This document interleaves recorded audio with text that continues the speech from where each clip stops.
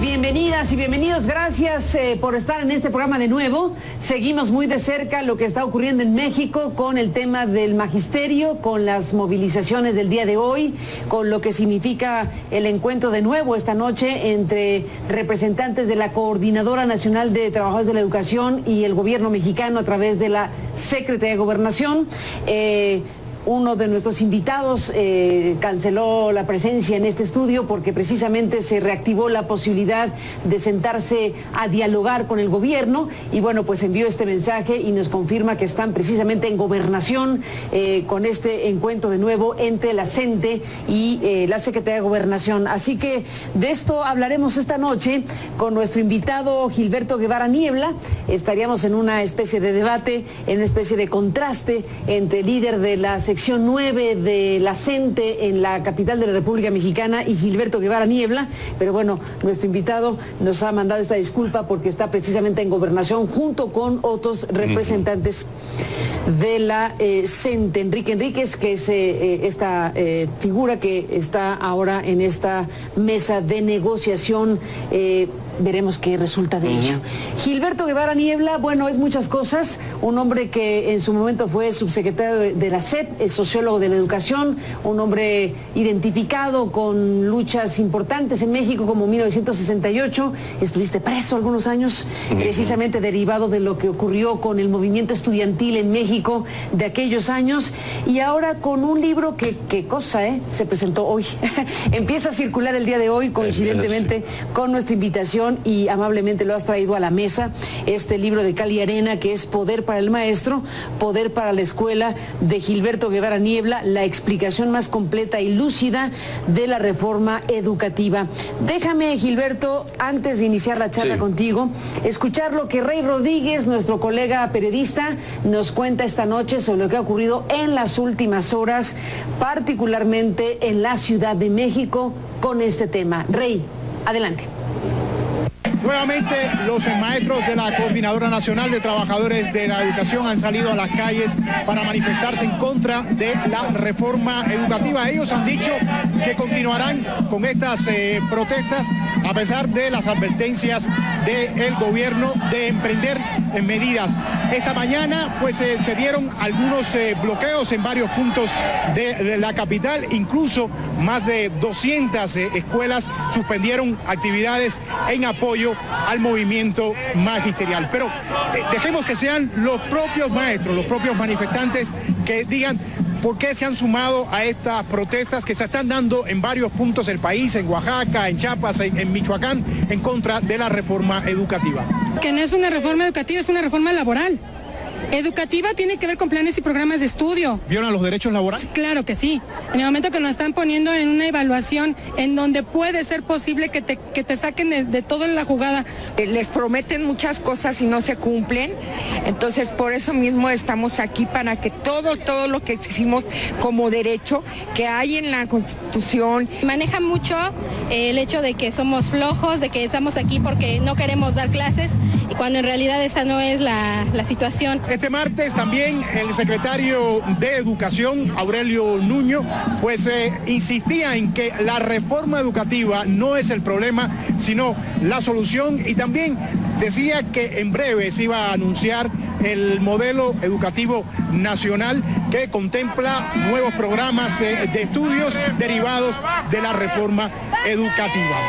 Partiendo de este enfoque integral, que es el que realmente contiene y tiene la reforma educativa, es decir, reitero y repito, mejores escuelas, mejores maestros, mejores planes y programas, mejores contenidos, una pedagogía de avanzada en el siglo XXI y, por supuesto, mayor equidad e inclusión en el propio sistema educativo es como vamos a lograr una transformación de fondo. Por el momento el diálogo está en un punto muerto. Los maestros insisten de que la reforma educativa sea el principal punto en la mesa de diálogo, la reforma educativa promulgada en el 2013 y que contempla cambios radicales en el sistema de educación pública, entre ellos una evaluación periódica de los profesores, el principal punto de conflicto. Sin embargo, las autoridades han dicho que la reforma educativa no está sujeta a negociación. También han dicho que para retomar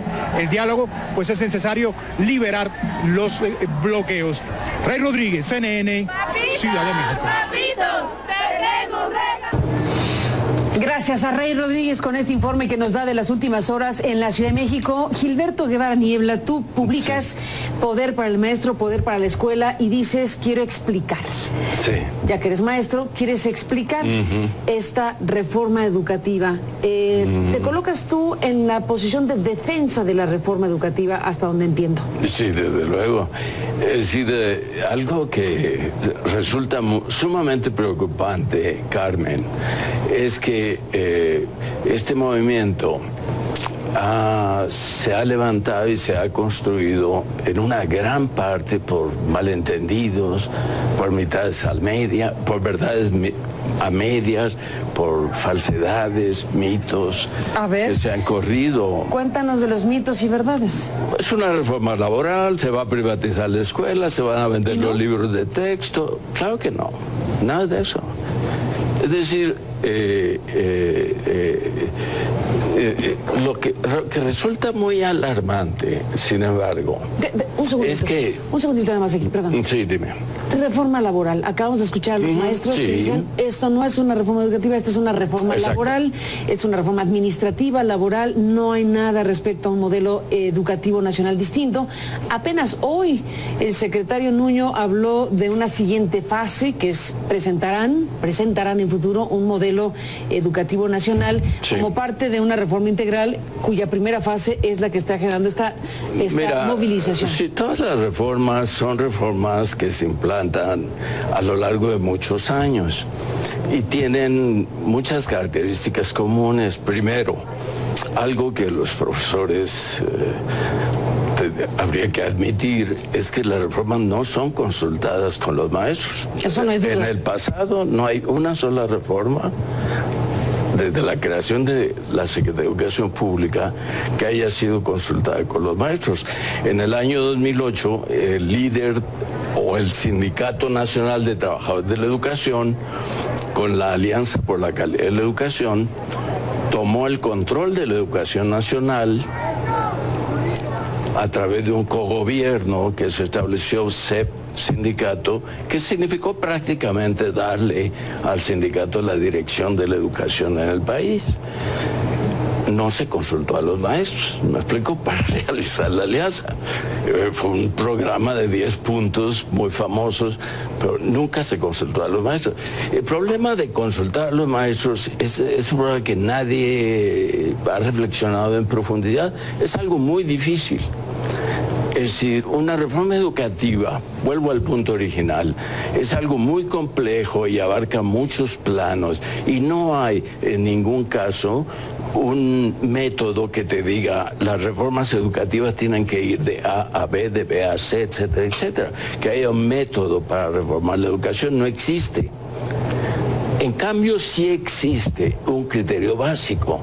Para cambiar la educación hay que quitar los poderes políticos que están obstaculizando la mejora de la educación. Y lo que hace esta reforma es precisamente eso, socavar el fundamento del poder político, del CENTE y de los sindicatos sobre la educación. Pero a ver, que es un poder que tú lo sabes. Bueno, hombre, el sindicato de trabajadores de la educación ha establecido una cultura de corrupción en el manejo de los asuntos educativos, sobre todo en este punto que es precisamente el polémico, que es la administración de la carrera profesional. Ingreso, promoción, reconocimiento, acceso a estímulos y permanencia, que es la palabra clave aquí. A ver, déjame hacer una pausa, Gilberto, y regresemos a ese punto. Tú planteas, esta reforma resta poderes o quita poderes a un poder corrupto como el sindicato. ¿Ese es el eje de la reforma? La reforma lo que quiere es quitar la estructura de poder que ha mantenido durante 70 años el CENTE y su ramal, que es la Coordinadora Nacional de Trabajadores de la Educación. A ver, hagamos una pausa. Después de la misma regresamos a ese punto. No. Aquí estamos hablando ya de poderes, más que de un modelo educativo diferente. Absolutamente. Es decir, para que haya una auténtica reforma... Déjame hacer la pausa y me lo cuentas. Sí, un momento más.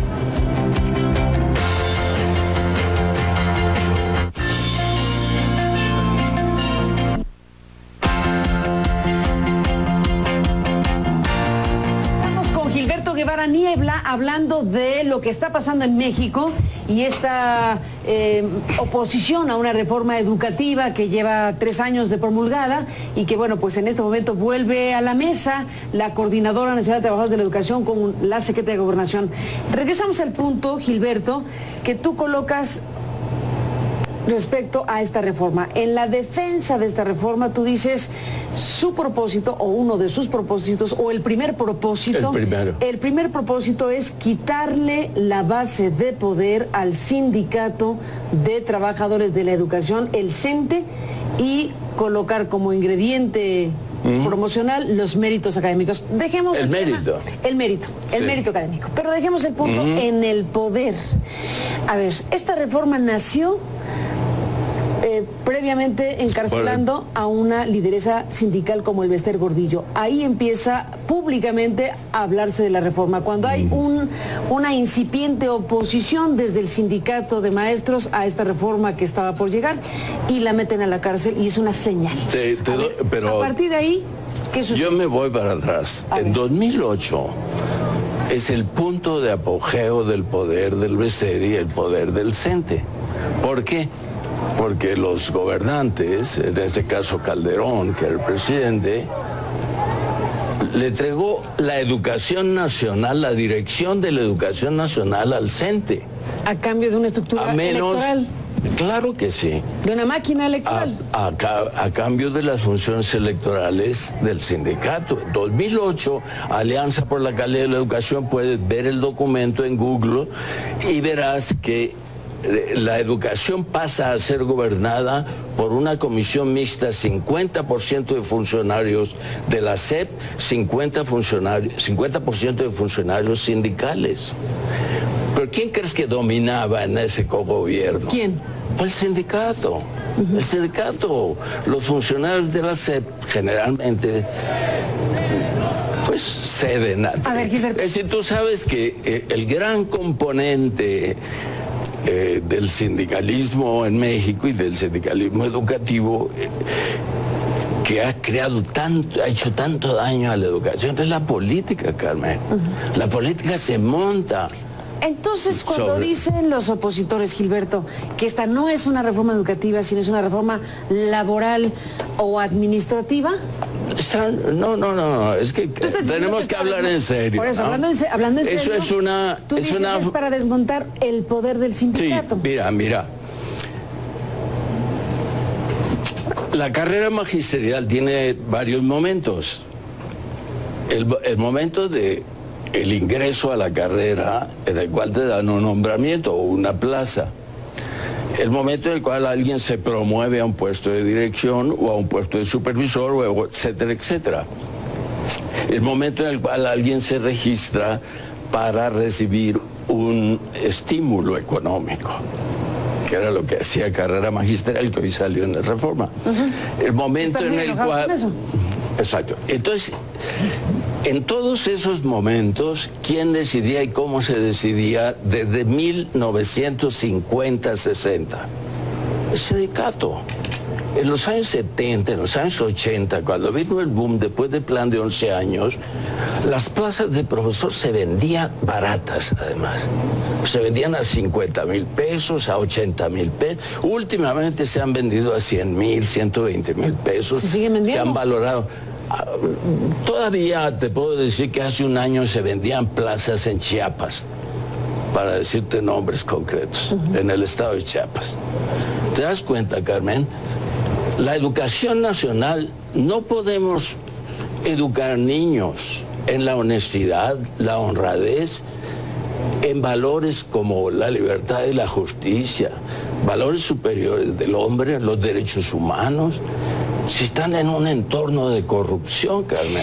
Dices, Gilberto, que el tema en esta fase de la reforma es quitarle la base de poder al CENTE, sí. Pero quien protesta visiblemente no es el CENTE, sino la CENTE. No.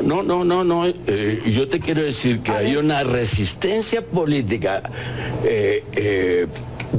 documentable, tangible, demostrable de parte de muchos seguidores del CENTE, líderes locales del CENTE, secciones estatales completas que están saboteando desde 2012 a la reforma educativa. Desde el CENTE. Desde que empezó, desde el CENTE. ¿Y su dirigente nacional, Juan Díaz?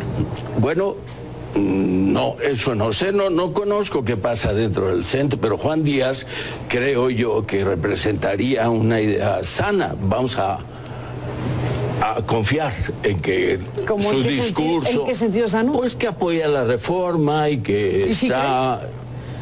Digamos, no tiene valor lo que yo crea, pues yo quiero creer que él es honesto y que quiere construir o reconstruir el sindicato. ¿De veras? Porque lo que la reforma está obligando es abandonar el viejo sindicalismo. ¿Pero tú crees que el poder del CENTE decía... ¿Juan Díaz está por esos propósitos? Decía don Jaime Torres Bodet, el poder del CENTE está en los supervisores, porque los supervisores, decía don Jaime Torres Bodet, son las correas de transmisión entre la autoridad de las escuelas. Cuando un profesor falta, el supervisor lo tiene que reportar. ¿Qué hace el supervisor? ¿A quién le debe lealtad? ¿A la autoridad o al profesor faltista que es miembro del sindicato? La lealtad del supervisor, te lo digo claramente, siempre se fue a favor del sindicato. Los supervisores eran un estrato dentro del sistema educativo que controlaba 100% el sindicato. Un punto, Gilberto Guevara Niebla, el tema de la evaluación. Sí. El tema de una evaluación que es criticada, en donde se plantea que es una evaluación que uniformiza y que en todo caso es punitiva, diría el maestro Aboites. Una consecuencia de la evaluación es quitar de su puesto al profesor en vez de ayudarle a mejorar su condición de docente. Es una reforma criticada también por eso, por un modelo de evaluación que también habría de ser evaluado. Tiene aspectos polémicos, pero la evaluación de docentes es absolutamente académica, es decir, es una actividad académica. En México tenemos 20 años evaluando a los docentes al ingresar a su plaza, al promoverse, etcétera, etcétera. Sí, el tema hay no una es evaluar tradición. Docentes, debe evaluarse, sí. La evaluación, ahora, no, te voy a decir cuál evaluación es la evaluación que más polémica concentra, es la llamada evaluación de desempeño que se va o pretende aplicar a todos los maestros una vez cada 4 años. Porque esa evaluación, en mi opinión personal, no ha sido administrada y aplicada de manera satisfactoria, en mi opinión personal. No quiero que esta opinión se vea como institucional para nada. Es decir, ha habido muchos problemas, hubo muchos problemas en la operación de ese evaluación. Era la primera vez que se hacía. Fallaron las computadoras, y otra cosa, otro factor fue el sabotaje. En algunos lugares se pudo comprobar que había líderes sindicales cortando la energía eléctrica de un edificio para sabotear el examen de evaluación. ¿Me explico? Entonces, este es un punto de mucho conflicto, porque hay intereses poderosísimos en medio de esto. Y la evaluación de desempeño tiene la siguiente característica, te voy a decir. No afecta para nada a los profesores que tenían su plaza antes de la reforma, o sea, antes de 2013. Pero los profesores jóvenes sí. Los profesores jóvenes que entran tienen que recibir información durante un año y presentan un examen. Reciben información durante otro año y presentan otro examen. Si ese profesor joven reprueba esas 2 evaluaciones, se suspende la relación laboral. Y ahí sí hay un punto que implica suspensión de la relación laboral. Esa es la parte más filosa, digamos. La más filosa. Déjame, Gilberto, hacer una pausa. Entramos en la parte final de esta conversación. Volvemos.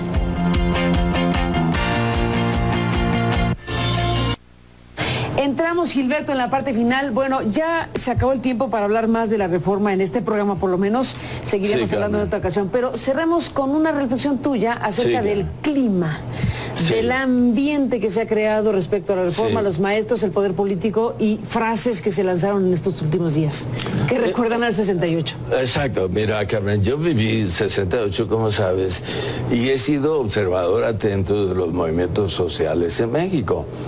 Y sé cómo ha evolucionado este movimiento, o creo saberlo, o me lo imagino, ¿verdad?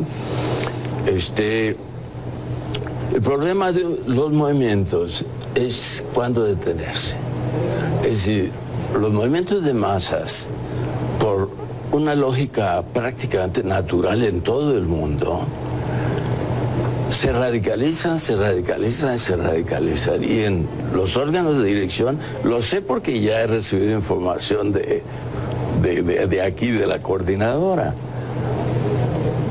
Cuando se establece un debate en el seno de la dirección del movimiento, casi siempre, Carmen, las posiciones más radicales se imponen a las más timoratas. ¿Qué sigue? A las moderadas.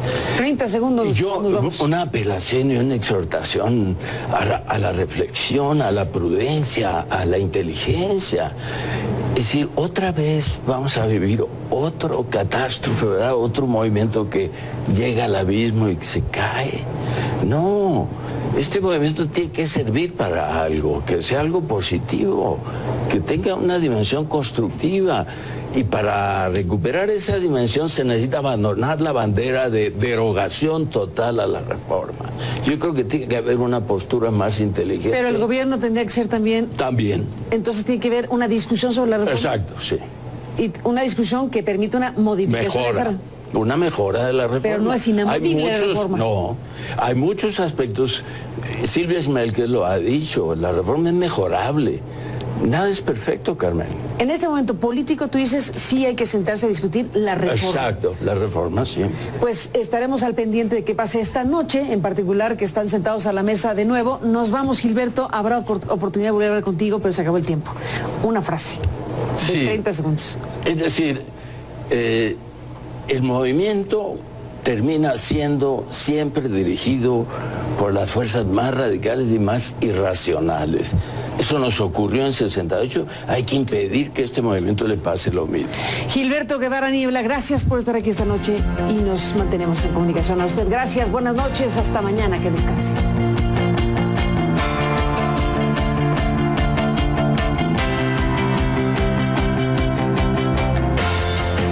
A la reforma educativa. Desde el CENTE. Desde que empezó, desde el CENTE. ¿Y su dirigente nacional, Juan Díaz? Bueno, no, eso no sé, no conozco qué pasa dentro del CENTE, pero Juan Díaz creo yo que representaría una idea sana. Vamos a confiar en que su discurso... ¿En qué sentido sano? Pues que apoya la reforma y que está... Digamos, no tiene valor lo que yo crea, pues yo quiero creer que él es honesto y que quiere construir o reconstruir el sindicato. ¿De veras? Porque lo que la reforma está obligando es abandonar el viejo sindicalismo. ¿Pero tú crees que el poder del CENTE decía... ¿Juan Díaz está por esos propósitos? Decía don Jaime Torres Bodet, el poder del CENTE está en los supervisores, porque los supervisores, decía don Jaime Torres Bodet, son las correas de transmisión entre la autoridad de las escuelas. Cuando un profesor falta, el supervisor lo tiene que reportar. ¿Qué hace el supervisor? ¿A quién le debe lealtad? ¿A la autoridad o al profesor faltista que es miembro del sindicato? Otro punto. La lealtad del supervisor, te lo digo claramente, siempre se fue a favor del sindicato. Los supervisores eran un estrato dentro del sistema educativo que controlaba 100% el sindicato. Un punto, Gilberto Guevara Niebla, el tema de la evaluación. Sí. El tema de una evaluación que es criticada, en donde se plantea que es una evaluación que uniformiza y que en todo caso es punitiva, diría el maestro Aboites. Una consecuencia de la evaluación es quitar de su puesto al profesor en vez de ayudarle a mejorar su condición de docente. Es una reforma criticada también por eso, por un modelo de evaluación que también habría de ser evaluado. Tiene aspectos polémicos, pero la evaluación de docentes es absolutamente académica, es decir, es una actividad académica. En México tenemos 20 años evaluando a los docentes al ingresar a su plaza, al promoverse, etcétera, etcétera. Que el tema no es evaluar docentes, debe evaluarse, sí. La evaluación, ahora, te voy a decir cuál evaluación es la evaluación que más polémica concentra, es la llamada evaluación de desempeño, que se va o pretende aplicar a todos los maestros una vez cada 4 años. Porque esa evaluación, en mi opinión personal, no ha sido administrada y aplicada de manera satisfactoria, en mi opinión personal.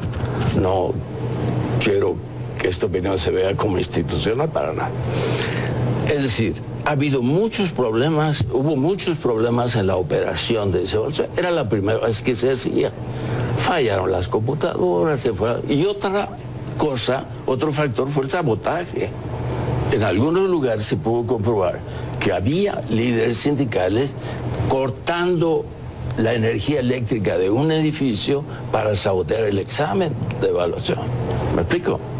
Entonces, este es un punto de mucho conflicto, porque hay intereses poderosísimos en medio de esto.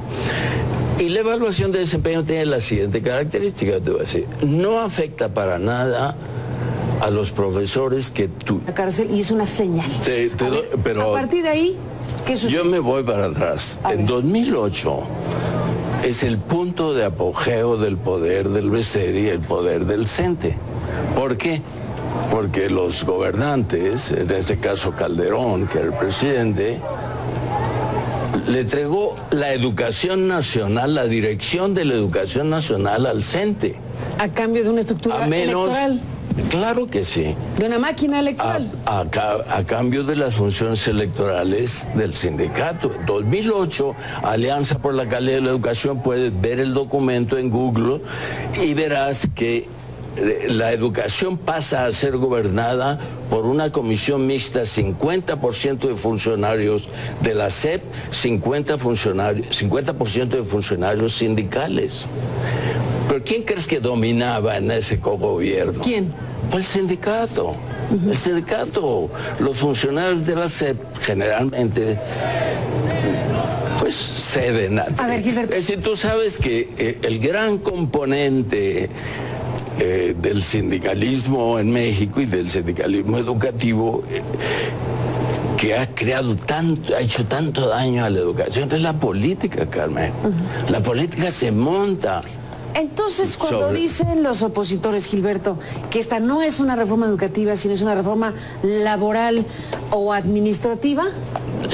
No, es que tenemos que hablar en serio. Por eso, ¿no? hablando en serio, eso es una... Tú dices es para desmontar el poder del sindicato. Sí, mira. La carrera magisterial tiene varios momentos. El momento de el ingreso a la carrera, en el cual te dan un nombramiento o una plaza. El momento en el cual alguien se promueve a un puesto de dirección o a un puesto de supervisor, o etcétera, etcétera. El momento en el cual alguien se registra para recibir un estímulo económico, que era lo que hacía carrera magisterial, que hoy salió en la reforma. El momento en el cual... Exacto. Entonces, en todos esos momentos, ¿quién decidía y cómo se decidía desde 1950-60? El sindicato. En los años 70, en los años 80, cuando vino el boom después del plan de 11 años, las plazas de profesor se vendían baratas, además. Se vendían a 50,000 pesos, a 80,000 pesos. Últimamente se han vendido a 100,000, 120,000 pesos. ¿Se siguen vendiendo? Se han valorado. Todavía te puedo decir que hace un año se vendían plazas en Chiapas, para decirte nombres concretos, en el estado de Chiapas. ¿Te das cuenta, Carmen? La educación nacional, no podemos educar niños en la honestidad, la honradez, en valores como la libertad y la justicia, valores superiores del hombre, los derechos humanos, si están en un entorno de corrupción, Carmen. Dices, Gilberto, que el tema en esta fase de la reforma es quitarle la base de poder al CENTE, sí. Pero quien protesta visiblemente no es el CENTE, sino la CENTE. No. Yo te quiero decir que hay una resistencia política documentable, tangible, demostrable de parte de muchos seguidores del CENTE, líderes locales del CENTE, secciones estatales completas que están saboteando desde 2012. No es la situación. Este martes también el secretario de Educación, Aurelio Nuño, pues insistía en que la reforma educativa no es el problema, sino la solución, y también decía que en breve se iba a anunciar el modelo educativo nacional que contempla nuevos programas de estudios derivados de la reforma educativa. Partiendo de este enfoque integral, que es el que realmente contiene y tiene la reforma educativa, es decir, reitero y repito, mejores escuelas, mejores maestros, mejores planes y programas, mejores contenidos, una pedagogía de avanzada en el siglo XXI y, por supuesto, mayor equidad e inclusión en el propio sistema educativo es como vamos a lograr una transformación de fondo. Por el momento el diálogo está en un punto muerto. Los maestros insisten de que la reforma educativa sea el principal punto en la mesa de diálogo, la reforma educativa promulgada en el 2013 y que contempla cambios radicales en el sistema de educación pública, entre ellos una evaluación periódica de los profesores, el principal punto de conflicto. Sin embargo, las autoridades han dicho que la reforma educativa no está sujeta a negociación. También han dicho que para retomar el diálogo, pues es necesario liberar los bloqueos. Rey Rodríguez, CNN, Ciudad de México. Gracias a Rey Rodríguez con este informe que nos da de las últimas horas en la Ciudad de México. Gilberto Guevara Niebla, tú publicas Poder para el Maestro, Poder para la Escuela y dices, quiero explicar. Sí. Ya que eres maestro, quieres explicar esta reforma educativa. ¿Te colocas tú en la posición de defensa de la reforma educativa hasta donde entiendo? Sí, desde luego. Es decir, algo que resulta sumamente preocupante, Carmen, es que este movimiento se ha levantado y se ha construido en una gran parte por malentendidos, por mitades a media, por verdades a medias, por falsedades, mitos que se han corrido. Cuéntanos de los mitos y verdades. Es una reforma laboral, se va a privatizar la escuela, se van a vender los libros de texto. Claro que no, nada de eso. Es decir, lo que resulta muy alarmante, sin embargo, un segundito, es que... Un segundito nada más aquí, perdón. Sí, dime. Reforma laboral. Acabamos de escuchar a los maestros que dicen, esto no es una reforma educativa, esto es una reforma laboral, es una reforma administrativa, laboral, no hay nada respecto a un modelo educativo nacional distinto.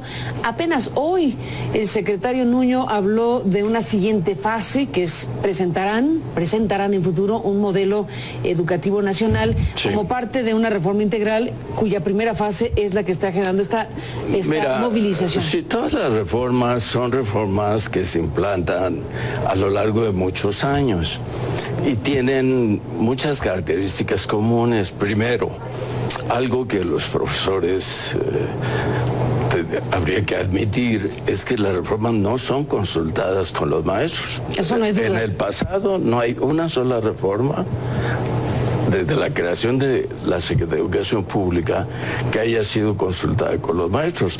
En el año 2008, el líder o el Sindicato Nacional de Trabajadores de la Educación, con la Alianza por la Calidad de la Educación, tomó el control de la educación nacional a través de un cogobierno que se estableció CEP sindicato, que significó prácticamente darle al sindicato la dirección de la educación en el país.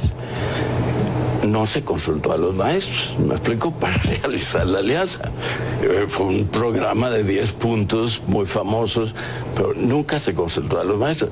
El problema de consultar a los maestros es un problema que nadie ha reflexionado en profundidad. Es algo muy difícil.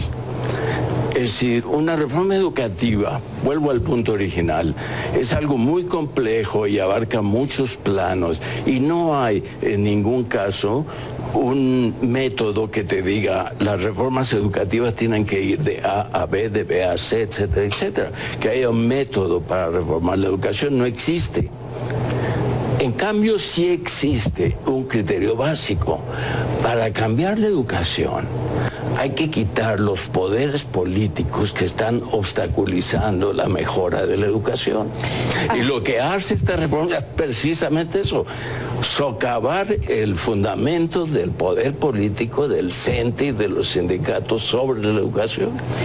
Pero a ver, que es un poder que tú lo sabes. Bueno, hombre, el sindicato de trabajadores de la educación fundamentalmente que ha establecido una cultura de corrupción en el manejo de los asuntos educativos, sobre todo en este punto que es precisamente el polémico, que es la administración de la carrera profesional.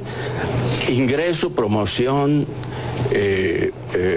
reconocimiento, acceso a estímulos y permanencia, que es la palabra clave aquí. A ver, déjame hacer una pausa, Gilberto, y regresemos a ese punto. Tú planteas, esta reforma resta poderes o quita poderes a un poder corrupto como el sindicato. ¿Ese es el eje de la reforma? Lo que quiere es quitar la estructura de poder que ha mantenido durante 70 años el CENTE y su ramal, que es la Coordinadora Nacional de Trabajadores de la Educación. A ver, hagamos una pausa. Después de la misma regresamos a ese punto. No. Aquí estamos hablando ya de poderes, más que de un modelo educativo diferente. Absolutamente. Pero, es decir, para que haya una auténtica reforma... Déjame hacer la pausa y me lo cuentas. Sí, un momento más.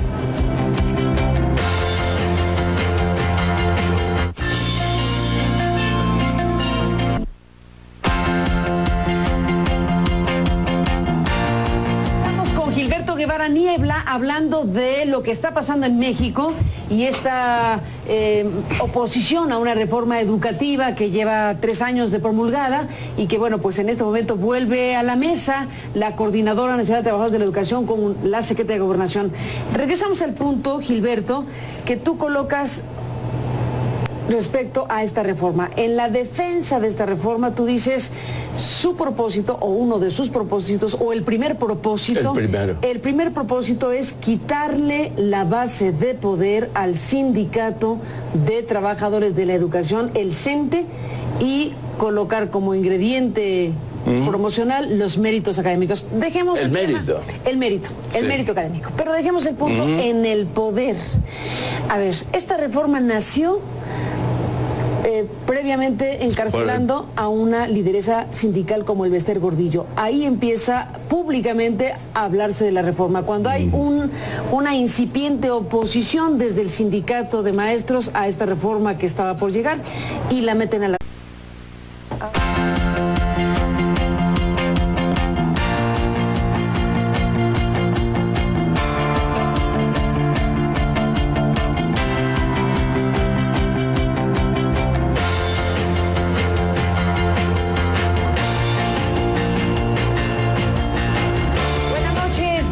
Bienvenidas y bienvenidos, gracias por estar en este programa de nuevo. Seguimos muy de cerca lo que está ocurriendo en México con el tema del magisterio, con las movilizaciones del día de hoy, con lo que significa el encuentro de nuevo esta noche entre representantes de la Coordinadora Nacional de Trabajadores de la Educación y el gobierno mexicano a través de la Secretaría de Gobernación.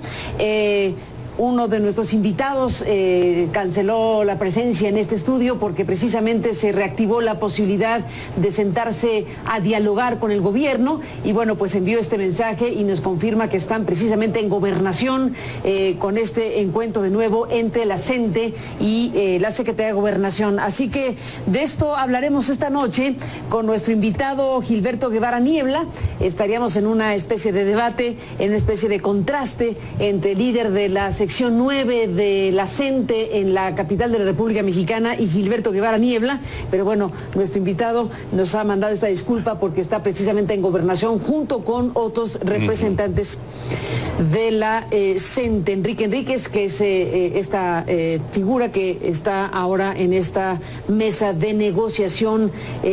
Veremos qué resulta de ello. Gilberto Guevara Niebla, bueno, es muchas cosas, un hombre que en su momento fue subsecretario de la SEP, es sociólogo de la educación, un hombre identificado con luchas importantes en México como 1968, estuviste preso algunos años, precisamente derivado de lo que ocurrió con el movimiento estudiantil en México de aquellos años, y ahora con un libro que qué cosa, se presentó hoy, empieza a circular el día de hoy, coincidentemente con nuestra invitación, y amablemente lo has traído a la mesa, este libro de Cal y Arena que es Poder para el Maestro, Poder para la Escuela, de Gilberto Guevara Niebla, la explicación más completa y lúcida de la reforma educativa. Déjame, Gilberto, antes de iniciar la charla contigo, escuchar lo que Rey Rodríguez, nuestro colega periodista, nos cuenta esta noche sobre lo que ha ocurrido en las últimas horas, particularmente en la Ciudad de México, con este tema. Rey, adelante.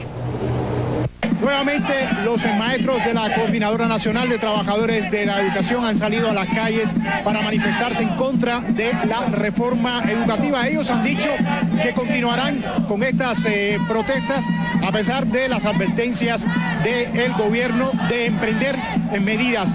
Esta mañana pues se dieron algunos bloqueos en varios puntos de la capital, incluso más de 200 escuelas suspendieron actividades en apoyo al movimiento magisterial. Pero dejemos que sean los propios maestros, los propios manifestantes que digan por qué se han sumado a estas protestas que se están dando en varios puntos del país, en Oaxaca, en Chiapas, en Michoacán, en contra de la reforma educativa. Que no es una reforma educativa, es una reforma laboral. Educativa tiene que ver con planes y programas de estudio. ¿Violan los derechos laborales? Claro que sí. En el momento que nos están poniendo en una evaluación en donde puede ser posible que te saquen de toda la jugada. Les prometen muchas cosas y no se cumplen. Entonces, por eso mismo estamos aquí, para que todo lo que hicimos como derecho que hay en la Constitución. Maneja mucho el hecho de que somos flojos, de que estamos aquí porque no queremos dar clases, y cuando en realidad esa